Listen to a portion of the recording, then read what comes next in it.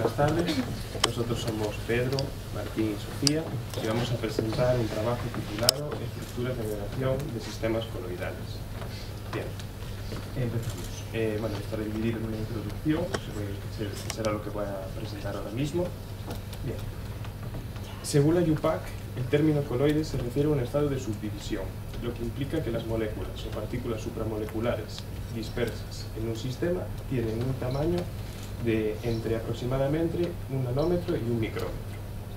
Bien, cabe destacar que en el lenguaje cotidiano normalmente se suele utilizar indistintamente los términos coloide y dispersión coloidal, aunque realmente no hacen referencia al mismo concepto. El coloide es el soluto, es decir, la fase dispersa de una dispersión coloidal, que es el conjunto de la fase dispersa y el dispersante. Los sistemas coloidales están presentes en aspectos de nuestra vida diaria, como por ejemplo en productos como el jabón, la pasta de dientes, incluso productos cosméticos. Aquí tenemos un esquema sobre los bioactivos, que son los componentes de las dispersiones coloidales. Aquí tenemos la estructura, tiene una parte hidrófuga, es decir, que repele el agua, y una parte hidrófila, es decir, que digamos que como que se lleva bien con el agua, que atrae el agua. En contacto con un disolvente polar como el agua, las partes hidrófilas quedan en contacto con el agua, mientras que las hidrófugas quedan al exterior en contacto con el aire. Bien. A continuación, en la siguiente figura, podemos observar un esquema sobre las diferentes fases y estructuras típicas de surfactantes que vamos a explicar. Disoluciones isotópicas, estructuras micelares, hexagonales, cúbicas, laminares, cúbicas inversas, hexagonales inversas y micelares inversas. En el trabajo las explicaremos, ejemplos sencillos de estas fases, e incluso aplicaciones y síntesis de nuevos tensioactivos.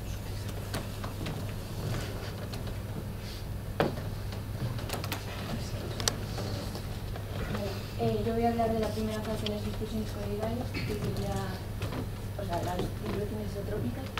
Y bueno, son solo una pequeña parte de todos los sistemas de surfactante disolvente que existen y tienen lugar cuando la concentración de surfactante es bastante baja.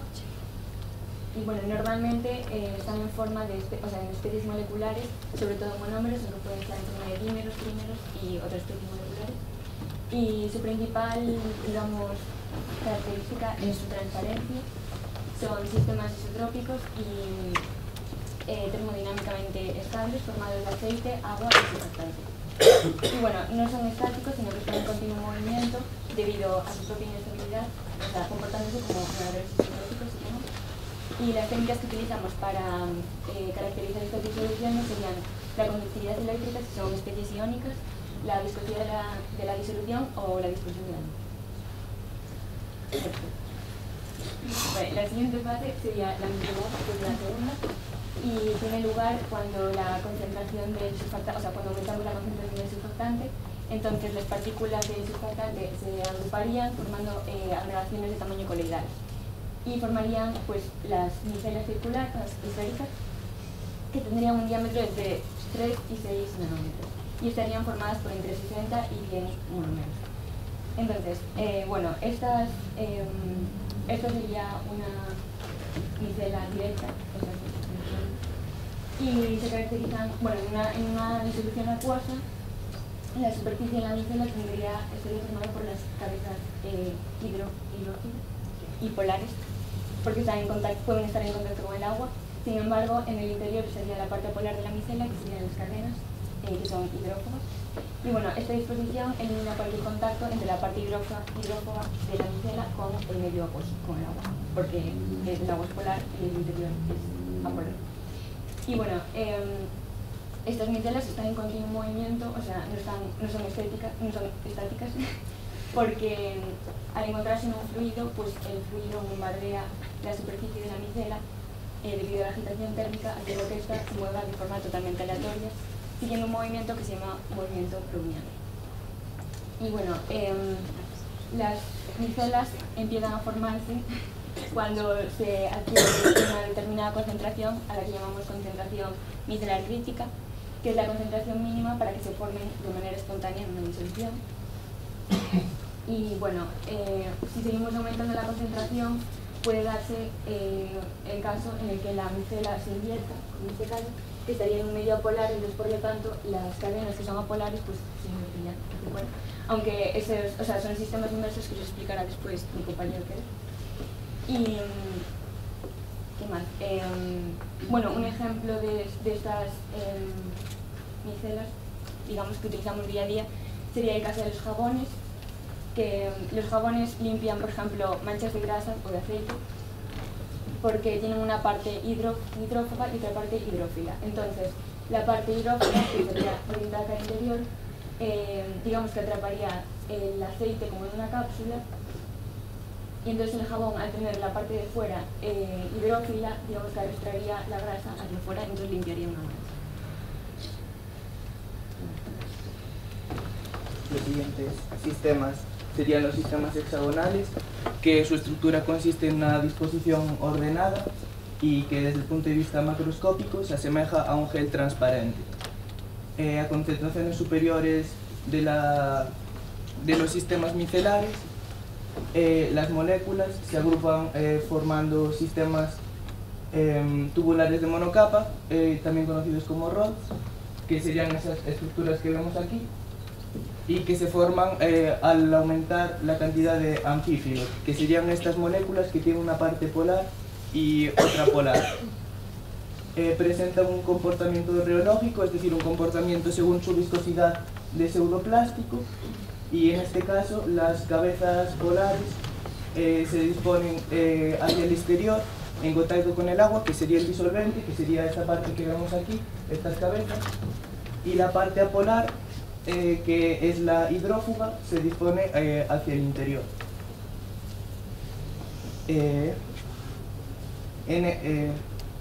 Tiene una composición rígida y estable, por lo que dificulta enormemente su movimiento, o sea, son estáticas. Existen varios métodos para su estudio, entre ellos está la difracción por rayos X, que muestra la existencia de varillas de longitud indeterminada, que serían estos rods, y también se puede estudiar con el microscopio de luz polarizada, en los que se mostrarían características específicas, como por ejemplo las texturas en abanico o texturas no geométricas. Los siguientes sistemas al aumentar la concentración serían los cúbicos, que son característicos de los surfactantes grasos, que son sometidos a temperaturas superiores al llamado punto de Kraft, que es un intervalo de temperatura al que la solubilidad de los agentes de superficie iónicos aumenta bruscamente. Ópticamente son isotrópicos, es decir, que sus características físicas no varían según la perspectiva, según la dirección en la que sea analizada la disolución, y acontecen gran variedad de sistemas lípido-agua. A menudo hay dificultades para analizar estos sistemas cúbicos de forma aislada y pura, ya que resultan muy inestables y sensibles a los métodos de análisis. Tiene una estructura de como pequeños compartimentos, como podemos ver aquí, que están formados por una bicapa de estas moléculas y están conectados entre sí por unos pequeños agujeros entre los que corre el agua. Y a esta disposición se invertirá a concentraciones superiores, como explicará posteriormente Pedro. Los sistemas laminares son los siguientes, que al aumentar la concentración y están formados por bicapas de moléculas tensioactivas que se alternan con capas de agua, que serían estas capas de aquí. Es una mesofase ligeramente translúcida, o sea, no deja pasar del todo la luz, y que exhibe propiedades semifluidas. Como proceso espontáneo, al aumentar la concentración, las moléculas se disponen formando hojas, que serían estas bicapas, que pueden estar en diversos estados según variamos parámetros, como pueden ser la temperatura o la misma concentración de la disolución. Puede estar en equilibrio con cualquier otra fase y presenta una consistencia de carácter mucoso. el examen microscópico de este tipo de sistemas muestra características como pueden ser áreas planares o combinaciones complejas como son redes de pinchos o formas de mosaico. El espesor de estas láminas es aproximadamente el doble de longitud de estas moléculas anfifílicas y además su estructura hace que tenga propiedades anistrópicas. ¿Y qué es esto? Que es que características o propiedades como pueden ser la conductividad eléctrica o la elasticidad varían según la dirección que sean analizadas. Bien. Pasamos ahora de nuevo a los sistemas inversos. Aquí tenemos una imagen de una micela inversa. Como explicó antes Sofía, las micelas no son sistemas estáticos, sino que presentan cambios según la concentración de surfactante en la disolución.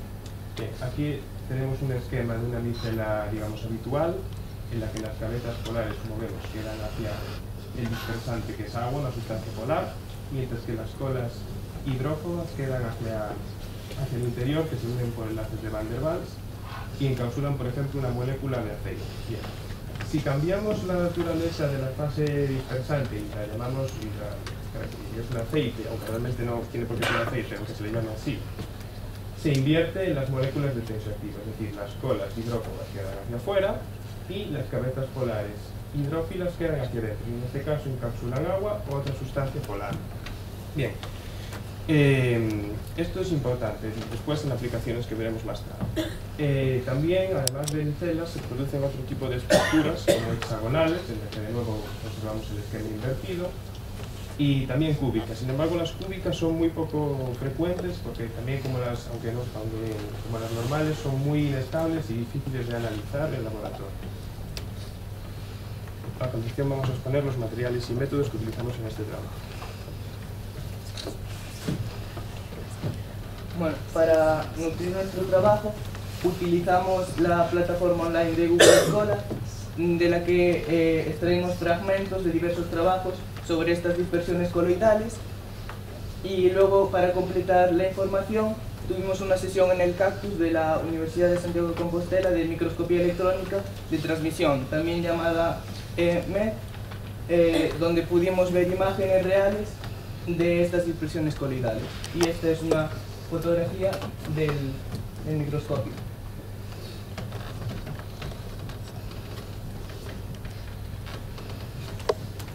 Vale, en cuanto a los resultados y conclusiones, como dije anteriormente, para que se formaran los sistemas micelares se necesitaba una concentración mínima de surfactante, la concentración micelial crítica, CMC. Entonces, esta concentración es característica y exclusiva de cada sistema surfactante disolvente, pero lo podemos averiguar de manera experimental y es de una forma bastante sencilla. Entonces, si tenemos una disolución con el surfactante, iríamos añadiendo cantidades conocidas de disolvente y después de cada adición pues mediríamos la conductividad de la disolución. Entonces, una vez que tenemos varios datos experimentales, los representaríamos en una gráfica y representaríamos la conductividad frente a la concentración del surfactante. Entonces nos saldrían dos rectas y el punto de intersección entre las dos rectas sería la simetría.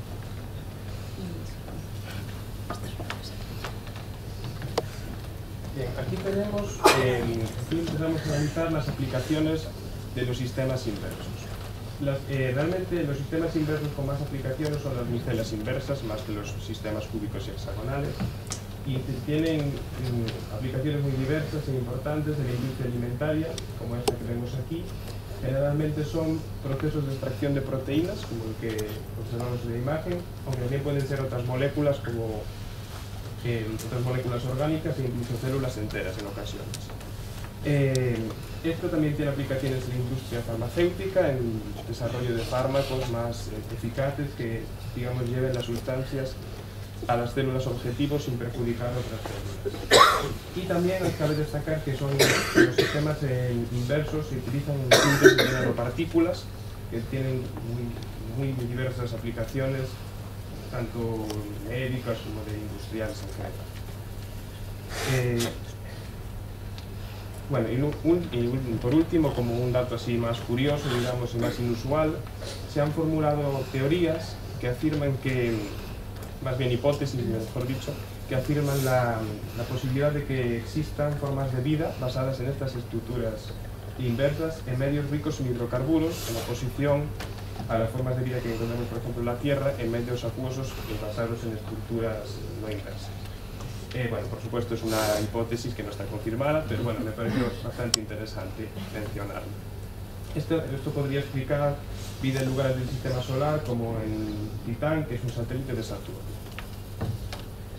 Bueno, aquí tenemos varios ejemplos de estructuras anteriormente mencionadas, de microscopía electrónica, de transmisión, en el que vemos, por ejemplo, una micela en forma de gusano y una vesícula en disolución acuosa.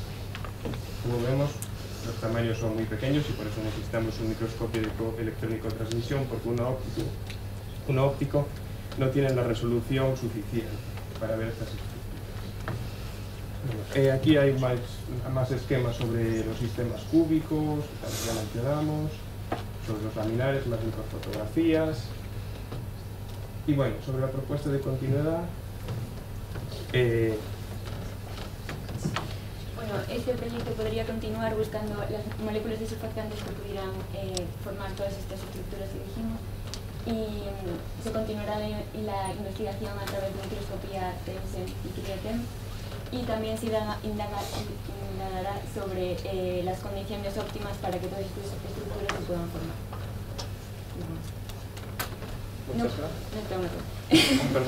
No pusimos agradecimientos porque nos olvidamos, pero queríamos agradecer a Aida y a Belén por habernos ayudado con el proyecto, y que muchas gracias. Y también a todo el equipo del STEM, por supuesto.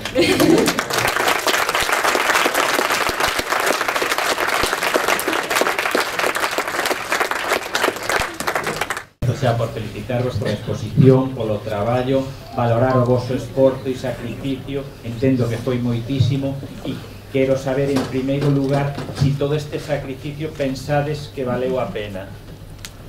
Sí, en mi opinión sí, por supuesto, porque desde luego todo trabajo, cuanto más importante, pues más sacrificio, más esfuerzo lleva. Yo creo que es muy importante para nuestra futura actividad universitaria, sobre todo porque hemos aprendido, yo creo que hablo por todos, varias, digamos, habilidades muy importantes. Por ejemplo, a mí me gusta destacar en la producción de un trabajo más profesional, sobre todo el aspecto de las referencias bibliográficas. O sea, yo lo desconocía absolutamente como había que hacerlo, y me parece que es algo muy importante, porque claro, hay que siempre referenciar todo lo que utilizas en un trabajo para ser justos con la persona que hizo ese trabajo anteriormente y para hacer que progrese la ciencia, y eso es muy importante en mi opinión.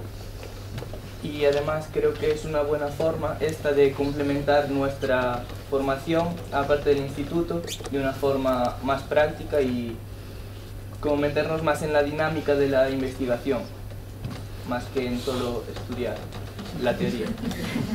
A realización deste proxecto aclarouvos que estudar ou por onde encamiñar a vosa futura vida laboral? A ver, es que yo, en mi caso, por ejemplo, pues lo que voy a estudiar no tiene mucho que ver con esto. Y en el de Martín tampoco, creo. Pero bueno, la verdad es que fue bastante interesante, a pesar de que no es lo que, o sea, lo que me voy a orientar. Y sobre todo eso, lo que decía antes ellos, que era para aprender como la técnica de investigar, digamos, porque lo vamos a tener que acabar haciendo. Así que bueno, a pesar de eso, a mí me gustó bastante este tema, la verdad, porque no tenía ni idea de absolutamente nada de esto. Así que bueno. Bueno, ademais postedes saber un microscopio electrónico de transmisión, instrumento que non está ao alcance de moitos grupos de investigación. Entonces, bueno, sabedes cuántos aumentos poden chegar con respecto a un microscopio óptico normal? Non lo lembráis. Nos lo contaron, pero ya. Moito. Moitísimo. 1000 aumentos casi de un óptico, podemos pasar a 1 millón con este electrónico. Hay otros electrónicos de 600.000, los de barrido, ¿no? Os de barrido algo. Bueno, a cuarta parte. Vale, pois moi ben. Lo que aproveitárades e noraboa. Non teño máis preguntas.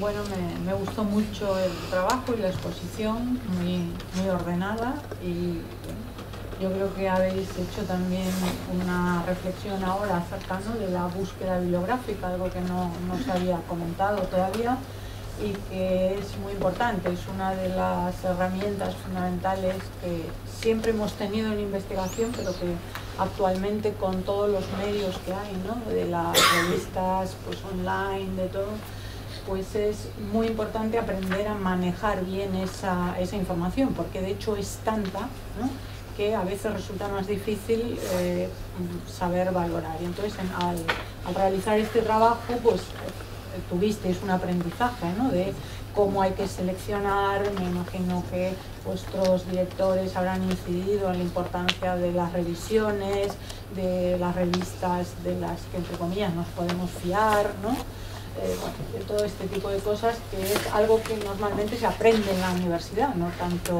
antes, ¿no?, pero que es de gran actualidad. Y por otro lado, pues bueno, habéis estado en contacto con equipamiento, ¿no?, como decía, por ejemplo, el tema del microscopio, el electrónico de transmisión.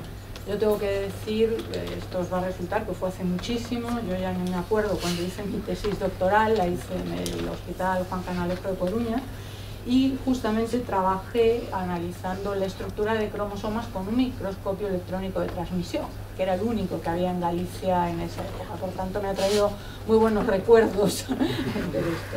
Y también al hilo os digo que hoy justamente en Santiago, bueno, hoy estuve por la mañana en Santiago, pero no pude asistir porque estaba allí dando una clase y venía a veros a vosotros.